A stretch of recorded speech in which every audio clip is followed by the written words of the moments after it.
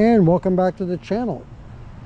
On a previous video we did the this is the Emove Cruiser S. We did the quick review of the specifications on the scooter, and today the Voro Motors Emove Scooter S is going to go for a test ride, and this will be my very first ride on a scooter. I've never been on one before, so I'm bringing you guys along with me for my first impressions ride on a scooter, and this is the one. So here we go. Get our kickstand up. Okay, so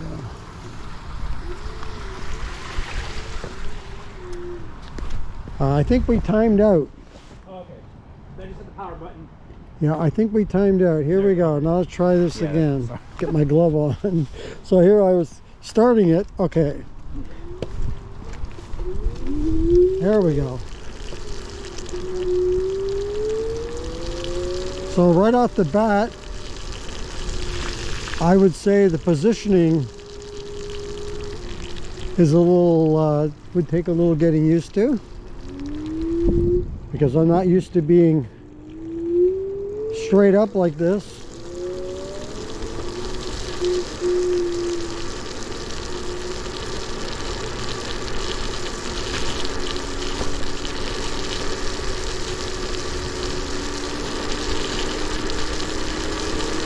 So I don't really have anything to compare this to, seeing as it's my first ride on a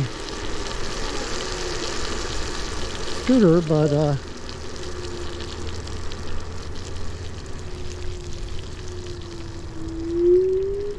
seems to have a little bit of pickup there.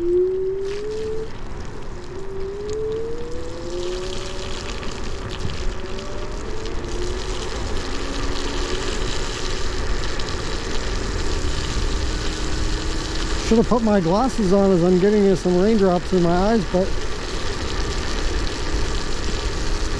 so this here is a steady 16 miles per hour. It does have a cruise control on it, and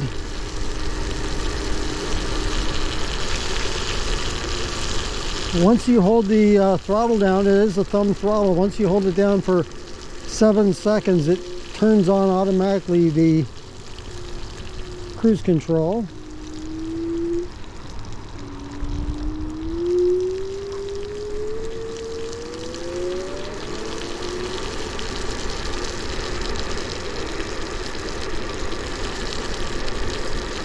Feels a little weird, I gotta say, going from an e-bike to an e-scooter, for sure.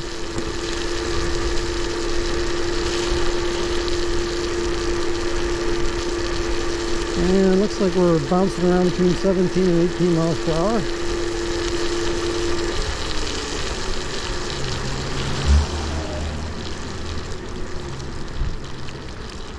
I'll say one thing. The brakes appear to be a little bit on the touchy side.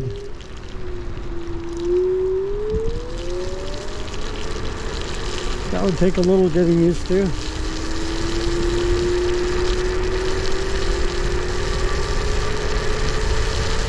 And we get it up to 25 miles an hour.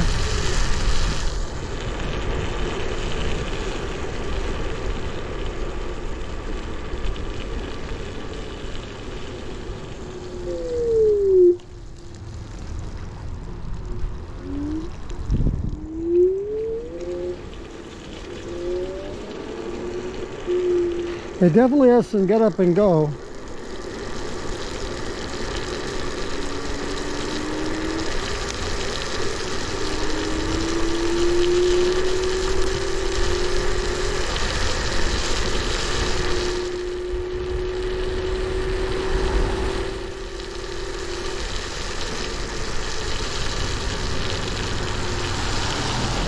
All right, I'm going to park it and talk a little bit about my thoughts.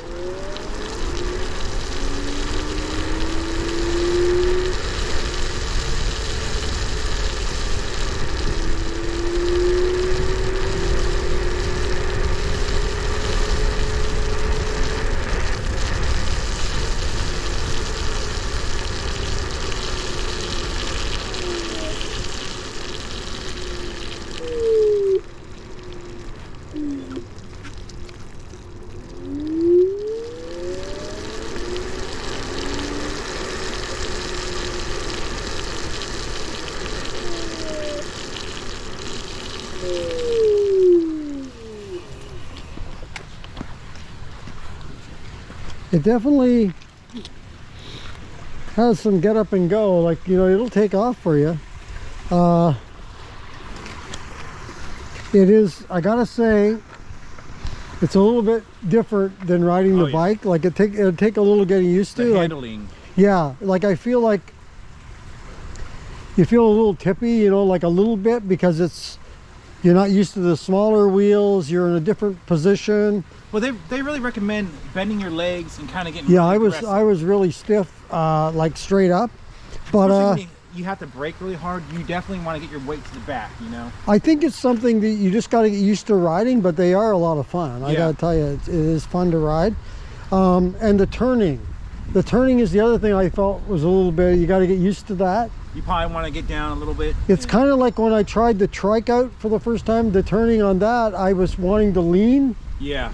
And this one, I'm not sure what I want to do, you know, like it's... lower speed, you probably want to turn the handlebars, but at a higher speed, you want to lean it probably like a motorcycle. It's got good clearance on there. It's gonna... Oh yeah, and the brakes, I found the brakes too, when you hit them, they really grab quick. Yeah, I think that's... They grabbed you, and so it's not real grab. It seemed like they wanted to grab you real quick and slow you. So I think that's that regen brake.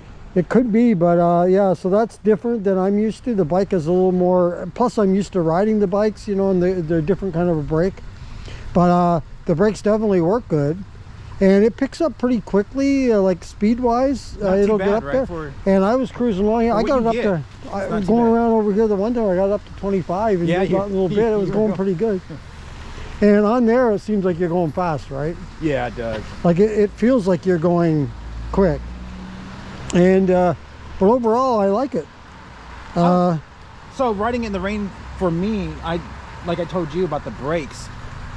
Since the brakes are, you know, closer to the ground, it feels like the brake fade from the water is a little bit more than on a bike. Because I do notice that. Yeah, so they're a little bit different there, but so you want to be a little bit more careful in the, you know, riding in the rain. Yeah, I mean, I would probably prefer to not ride it in the rain and pick your days for it, but if you have to ride in the rain, it's definitely doable. Yeah, I mean, this is the kind of thing that I would like to ride on pedestrian path, like a bike path that's shared with pedestrians, and you can just kind of maneuver in and out, you know. And cruising slow speeds is what this thing is really. The other thing that threw me off, speaking of cruising, was the cruise control, because it would put that on, and I never keep forgetting that 7-second thing, and so it's already got you to your speed, you know, once you let go. Yeah. And so that's a little bit different. You could probably turn that off if you didn't want it. Right? I do like that though. When you're just, you know, riding 10 miles an hour. I would like it better than on the bike.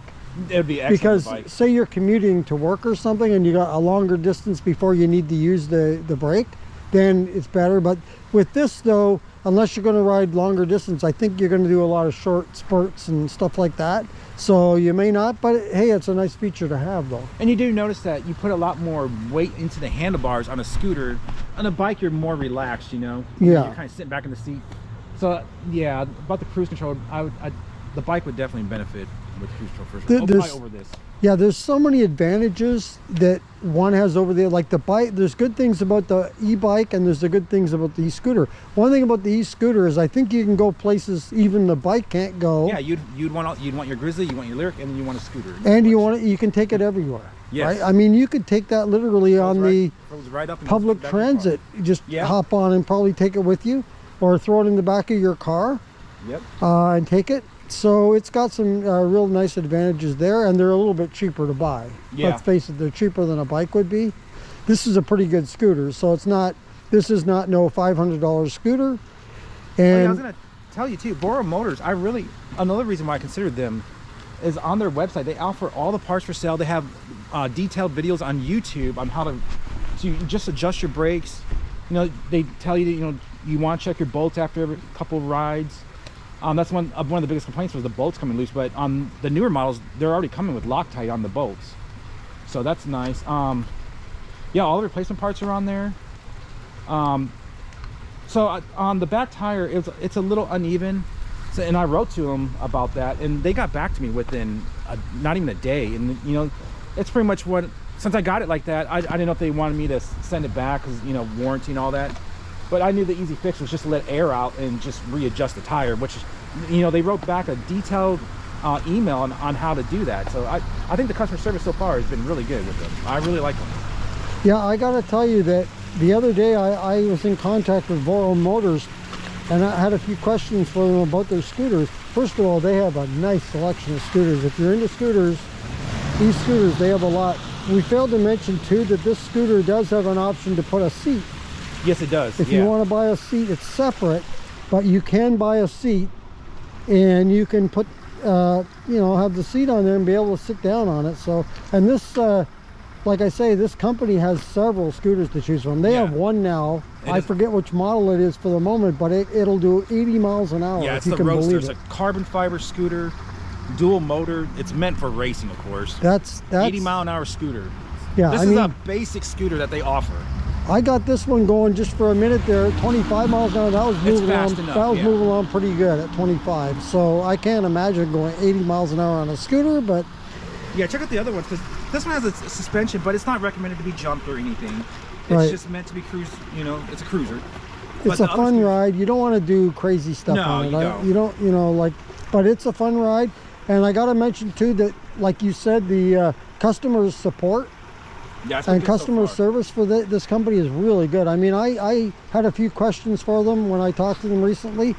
They almost immediately got back to me in a text chat. So they offer a 1-year warranty on it too. Thumbs up to them for that. And so that's my first ride, and my impressions are 2 thumbs up. I really like the scooter. My first ever ride on a e-scooter. So thank you, Keith, for supplying the scooter. Oh, we'll go on more rides for sure. It won't be the last time you see a scooter, an e-scooter on the channel, particularly this one. And there's another purple one, right? Yeah. That's we'll get around. the wife out someday. Yeah, we'll have to get Sierra on the channel. Yeah. So that's going to do it for this video. Thank you for watching, and I will leave a link once again in the description if you want to go and check out Voro Motors, and specifically the Emove Cruiser S scooter. And that's going to do it for another video here on the channel. If you like this video, hit that like button. If you'd like to subscribe to the channel, go ahead and hit that subscribe button, and thank you very much for doing that. And if you want to be notified as to when the next video comes up on the channel, just hit that notification bell and you'll be notified. And if you want to leave a comment on this or any other video, go ahead and leave that in the comments below. Once again, thank you for joining me for this video, and until next time.